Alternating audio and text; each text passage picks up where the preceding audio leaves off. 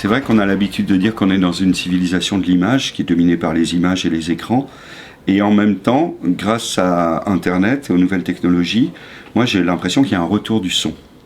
D'abord, il faut savoir, quand on parle de société de l'image, en tout cas quand on parle d'audiovisuel, le son a une importance capitale. Dans un film et dans les informations, par exemple un JT, un journal d'information à la télé, c'est avant tout fondé sur le son. Si vous coupez l'image, vous aurez à peu près la même info. D'autre part, on s'aperçoit que le son se compresse plus facilement que l'image, il voyage beaucoup mieux, et en fait, on s'aperçoit qu'autour de nous, les gens ont des écouteurs dans les oreilles et ne sont pas nécessairement en train de regarder des vidéos sur leur smartphone en mode ambulatoire. Donc il y a un retour du son. C'est même en ce qui concerne la radio, c'est pour moi le nouvel âge d'or de la radio. Il n'y a jamais eu autant de radio, il n'y a jamais eu autant de créations sonores, et y compris dans le web documentaire, le son a une importance capitale. Donc moi je ne suis pas du tout inquiet, au contraire, j'ai vraiment le sentiment qu'on bénéficie d'un âge d'or de la radio, de nouvelles radios. Le podcast a complètement libéré les énergies. C'est très peu cher. Chacun peut faire un podcast chez lui dans sa cuisine. Les logiciels de montage sont gratuits. Et il y a aussi une démocratisation des enregistreurs. Et il y a une prise de conscience, peut-être parce qu'on est saturé par les images, de l'importance du son. C'est-à-dire que moi, je vois beaucoup de jeunes gens de votre âge qui, désormais, quand ils partent en voyage, emmènent un enregistreur. Et à ce moment-là, on s'aperçoit qu'en fait, avant, dans les années 70, les cadres faisaient des soirées diapos de leur voyage en Asie. Maintenant, les gens ramènent du son, et on s'aperçoit que finalement, le son d'un marché à Phnom Penh ou à Bangkok, ça nous replace immédiatement dans le lieu, ça réactive immédiatement le souvenir. Le son a cette capacité de s'adresser directement à nos émotions, à notre vie intérieure, et de réactiver le souvenir.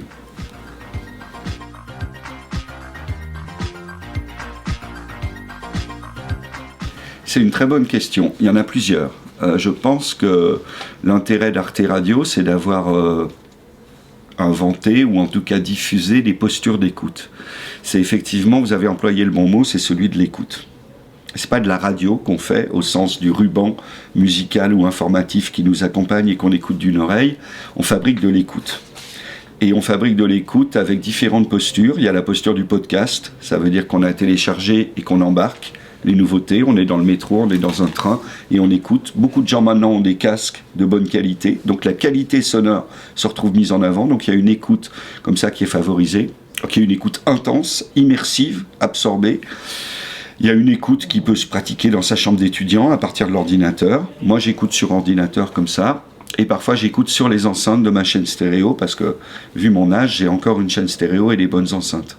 Et là c'est une écoute extrêmement attentive, c'est du cinéma pour les oreilles. Toutes ces écoutes sont valables. Il y a aussi les écoutes publiques comme celles qu'on vient de vivre ici pour le festival. Toutes ces écoutes sont valables, c'est maintenant les auditeurs qui déterminent leur manière d'écouter.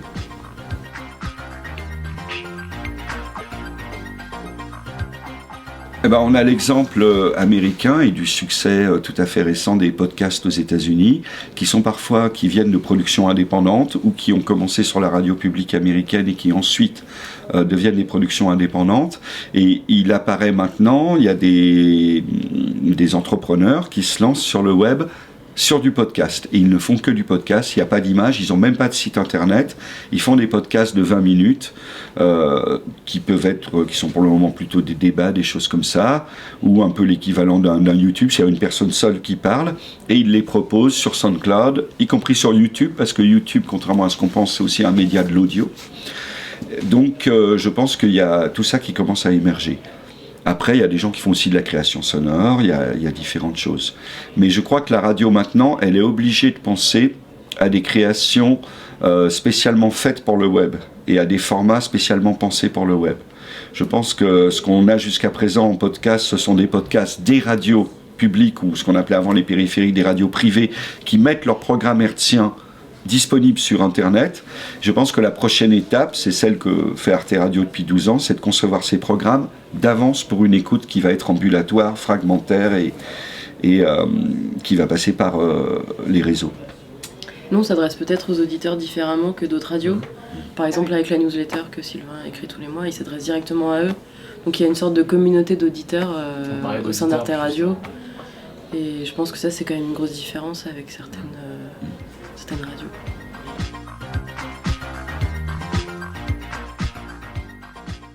Bon, il y a les statistiques d'Internet, mais nous, c'est pour ça aussi qu'on fait des séances d'écoute une fois par mois à la Maison de la Poésie. On voit des auditeurs. Alors, est-ce que ce sont exactement les mêmes que le site? Pas tout à fait. Il y a des gens qui adorent les séances d'écoute et qui ne vont pas forcément sur le site. Ils sont assez jeunes. Ils sont plutôt 22, 25 ans, 30 ans. Je pense qu'il y a aussi des gens plus âgés, mais eux, ils vont écouter sur leur ordi en province. En tout cas, sur Paris, on a l'impression de voir un public jeune. Et le public qui nous propose des projets est un public qui a maintenant le plus jeune reporter d'Arte Radio, qui est il a 17 ans. Et son projet s'appelle « J'ai 17 ans ». Je crois que ce qui est intéressant, ce que disait Chloé, le type de radio sur Internet, on s'adresse à une personne à la fois. On ne se vit pas comme un média de masse, clairement. On n'est pas là pour remplacer France Inter ou Europe 1 ou même leur faire concurrence. Et on s'adresse à une personne à la fois. Et c'est le ton, effectivement, qu'on emploie sur le site, dans la newsletter, qui peut être un tutoiement ou un vouvoiement, mais souvent un tutoiement. Mais je pense que le charme de la radio, c'est que c'est vrai qu'on s'adresse à des individus, on s'adresse à une paire d'oreilles à la fois. Et on est chacun isolé avec notre podcast, avec notre casque, dans le métro ou dans le train, ou dans sa chambre d'étudiant, et cette voix vous parle directement. Et ça, je trouve ça très intéressant dans le podcast, c'est que vraiment, ça réactive la radio, la fonction intime de l'écoute.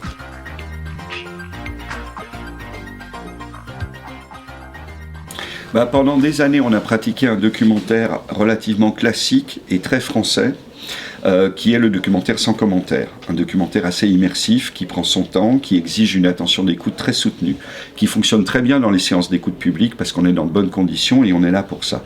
Je me suis rendu compte qu'en termes d'écoute, comme ça, un peu fluctuante, radio, c'est-à-dire que si les gens utilisent maintenant leur ordinateur comme une radio, ils mettent le son et puis ils font la vaisselle et ils font autre chose, c'est une écoute qui est un peu trop exigeante. Donc le storytelling a plusieurs vertus. Il a cette vertu de revenir à un mode narratif plus classique, c'est une voix qui s'adresse directement à vous et qui vous prend par la main. Je pense que la radio, c'est un média qui vous prend par la main, qui vous accompagne, c'est un média complice. Et aussi, il est intéressant parce que de la même manière qu'il y a beaucoup de grands reportages qui se font au jeu, qui se font de façon plus littéraire, c'est le succès de la revue 21. On pourrait aussi penser, moi l'une de mes grandes influences, c'est le succès de la bande dessinée autobiographique, notamment portée par un éditeur comme l'Association, depuis les années 90, Persépolis de Marjane Satrapi, David B, L'Ascension du Haut-Mal, des choses comme ça. Et j'ai l'impression que dans la jeune génération, il y a beaucoup de méfiance par rapport aux médias, et notamment aux médias dominants. On a finalement plus tendance à faire confiance à quelqu'un qui dit « je », alors qu'en journalisme, on nous apprend que c'est interdit de dire « je ». Et finalement, le journaliste objectif, entre guillemets, on ne lui fait plus confiance. Quelqu'un qui vous dit « c'est passé tel événement à tel endroit », c'est immédiatement mis en question. Alors quelqu'un qui vous dit « moi, je pense ça, j'étais là, j'ai vu ça, voilà ce qui m'arrive », et qui transmet en même temps une information de type documentaire ou journalistique sur ce qu'il se passe, mais en même temps ses propres émotions et ce que ça lui fait à lui, c'est une chose à laquelle on a beaucoup plus tendance à adhérer maintenant, et c'est vrai que beaucoup maintenant de documentaires d'Arte Radio se font à la première personne. Un exemple, puisqu'il vient d'être mis en ligne, il y a 2 écoles, c'est une série documentaire de Delphine Saltel, c'est la question école publique, école privée. Il y a 50 façons d'aborder cette question. On peut faire des documentaires très objectifs. Un grand article, combien il y a de parents qui choisissent l'école publique, combien il y a d'enfants dans l'école privée, combien ça coûte, pourquoi, etc. Elle a ses 2 filles à l'école publique et elle se pose des questions parce que les gens lui en posent. Et en fait, elle m'a dit, et je trouve ça très juste, elle dit c'est un sujet tellement énorme que finalement, si on essaye de le traiter, entre guillemets, objectivement, on va dire n'importe quoi. Et finalement, le fait de le traiter à la première personne, en tant à la fois que documentariste et que parent, ça apporte quelque chose de très fort, parce qu'elle fait entendre son propre questionnement. Est-ce que j'ai raison de laisser mes enfants à l'école publique ? Pourquoi les gens ne veulent plus mettre leurs enfants à l'école publique ? Et c'est un questionnement que tous les parents se posent, enfin beaucoup de parents se posent, et du coup ça résonne, et ça crédibilise finalement l'enquête, parce qu'il y a quand même une partie enquête qu'elle mène par ailleurs.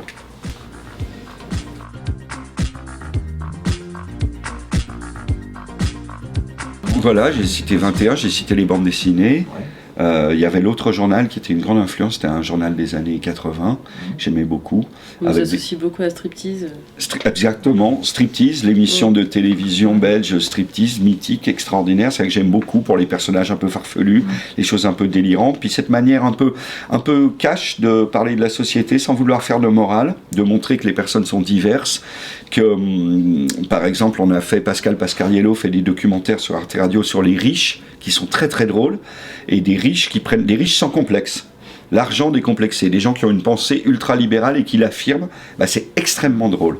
Pendant trop longtemps, le documentaire à vocation sociale ou politique s'est tourné vers les pauvres, et finalement, on se rend compte que c'est beaucoup plus intéressant de se tourner vers les riches. Et c'est aussi ce que fait Striptease. Beaucoup de gens ont reproché à Striptease de faire les gens un peu des figures de foire. Moi, je trouve pas, je les trouve très justes. Je trouve que c'est un regard constamment juste. C'est juste qu'on n'aime pas voir la réalité en face, on n'aime pas voir certaines personnes, mais elles existent. Et j'aime bien que, grâce à des gens comme ça, à Striptease, et dans le travail qu'on essaye de faire, on n'est pas là pour faire la morale. On a laissé tomber un peu ce côté un peu fatigant du documentaire radio ou du documentaire en général, qui est engagé, qui veut prêcher la bonne parole et convertir le bon peuple. D'abord, ça sert à rien, ça marche pas, et ça ne touche pas le public qu'on vise, ça ne prêche que les convaincus. Donc je pense qu'en s'adressant d'une manière un peu frontale et en faisant vivre des gens, soit devant le micro, soit devant la caméra, finalement on a un impact humain beaucoup plus fort.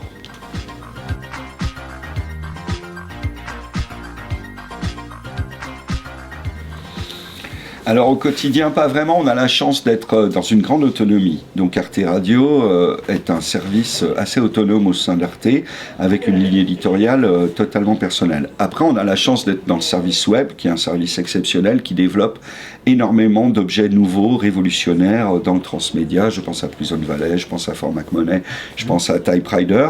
Et c'est vrai que maintenant, beaucoup plus, on s'intéresse à ce qu'ils font et on travaille parfois ensemble. C'est-à-dire qu'il y a des projets qui m'arrivent et qui sont des projets où je me dis ça peut pas faire de la radio. Une histoire des personnages sur l'underground hip-hop à New York, par exemple, je me suis dit ça peut pas faire de la radio, donc je vais voir mes collègues du web, et on a coproduit avec eux New York Minute, qui a eu énormément de succès, qui est une web série, donc du coup en vidéo. Là, on vient de finir le Ball Trap, qui est une série de marionnettes. Donc pareil, les marionnettes en radio, c'est pas très intéressant. Du coup, c'est produit par Arte Créative, mais il y a l'input éditorial d'Arte Radio et on s'occupe de la partie sonore. Donc ce qui est intéressant, c'est que maintenant Arte nous considère aussi comme des gens qui sont susceptibles d'apporter une expertise sur le sonore. Parce que comme je le disais, le transmédia, c'est aussi du sonore. Ça peut nous donner aussi des idées. Il y avait un été où la programmation d'Arte, c'était Summer of the 90s. Et du coup, on est parti de cette programmation pour essayer de trouver des sujets. Donc on a pensé aux années 90, on a pensé à la radio et on s'est dit qu'on allait faire quelque chose sur les radios des années 90 avec Doc Eddie Fou, des choses comme ça. Donc ça, on a fait aussi un sujet sur Time Bomb, qui est un label de rap des années 90. Donc ça nous a influencés et du coup on a décidé de traiter ces sujets-là, c'est un peu comme des commandes finalement. Mais qu'on s'est passé à nous-mêmes. Mais qu'on s'est réapproprié. Hitchcock. Ouais. Et à l'antenne, il y a un grand documentaire Hitchcock-Truffaut et quelques films d'Hitchcock. Et du coup, on a trouvé la bonne personne qui parle du son chez Hitchcock et de la musique chez Hitchcock. Donc c'est un documentaire audio. Et du coup, il est lié à la programmation de l'antenne. Et ça, c'est vraiment intéressant. Là, pour moi, l'erreur, c'est de vouloir faire... l'erreur. Je comprends parfaitement l'idée de mettre des caméras dans les studios de radio, et personnellement, j'ai pas de problème avec ça, contrairement à beaucoup de gens dans le milieu du son, que ça rend foudrage de voir des caméras à la radio. Moi, ça me gêne pas, je comprends très bien la démarche. Essentiellement, la démarche, c'est d'être présent sur YouTube. C'est aussi simple que ça. C'est tout simplement, ça permet à la chronique de François Morel, elle perd rien pour moi, et en plus on ne la regarde pas forcément, on lance YouTube et on l'écoute. Donc moi je suis pas du tout dans cette position doctrinale que le son ne doit pas se mêler à l'image. Maintenant, c'est clair que c'est vraiment intéressant de voir pour chaque projet qu'est-ce qu'il peut faire. Il y a des choses pour moi que seul le son permet de traiter, ou en tout cas que le son permet de traiter mieux, comme l'intime, comme des choses qui seraient violentes. Le son permet de ne pas faire attention au visage des gens, mais de faire attention à ce qu'ils disent. Voilà, donc là-dessus c'est bien. Après, le hip-hop à New York, je crois qu'on a envie de voir des images, et là du coup on se dit, on va travailler le son, mais il y aura de la vidéo aussi.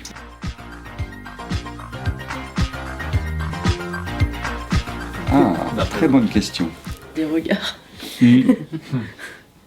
Ce qui est curieux, c'est que l'un des podcasts qui a le plus de succès aux États-Unis, c'est un podcast de Roman Mars, s'appelle 99% Invisible. C'est un podcast sur le design et l'architecture. C'est un podcast audio, purement audio. Donc, l'un des sujets, les sujets qu'on me propose le plus, c'est parler de peinture ou de photographie à la radio. Moi, je trouve pas ça super. Je trouve ça un peu convenu. Bon, je dis pas que c'est pas intéressant, il peut y avoir de bonnes choses, mais ça me... Alors, qu'est-ce qu'on peut ne pas faire ? Qu'est-ce qu'on ne peut pas faire ? Jamais réfléchi à ça. Si, c'est vrai qu'il y a des moments où on me propose des choses et je dis, écoute, ça c'est de la télé. Ça c'est de la télé. Alors, mais là, j'ai pas d'exemple. Ou des fois, on me propose et je dis, ça c'est un article. Bah, justement, peut-être des grands trucs au long cours où il faudrait avoir l'avis de 15 personnes avec des experts. Quoique ça peut se faire très bien aussi. Des spectacles de théâtre, des choses très visuelles qui n'ont pas d'intérêt à la radio. Comme vous avez dit, la peinture, ou certaines thématiques en tout cas qui se prêtent. Mais ça se fait beaucoup pourtant. Il y a des très bonnes émissions de radio qui parlent d'art, donc c'est difficile. Souvent, on refuse aussi les choses qui parlent de... les manifestations, pareil, dans la rue, et du coup, qui sont finalement difficiles à retranscrire. Là où le son a peut-être une limite, c'est qu'il y a des situations où poser un micro n'a pas spécialement d'intérêt. C'est vrai que moi, des fois, je lis les projets qu'on m'envoie et je me dis, ça c'est un film, ça c'est un article, ça m'intéresse pas. Mais je suis plus capable d'élaborer sur qu'est-ce qui marche bien en son que qu'est-ce qu'on peut pas faire, c'est vrai. Merci beaucoup. Merci beaucoup, bravo. Très bonne question. Honnêtement, j'ai rarement entendu des questions aussi pertinentes. Bravo. Merci. Bravo le Celsa. Merci.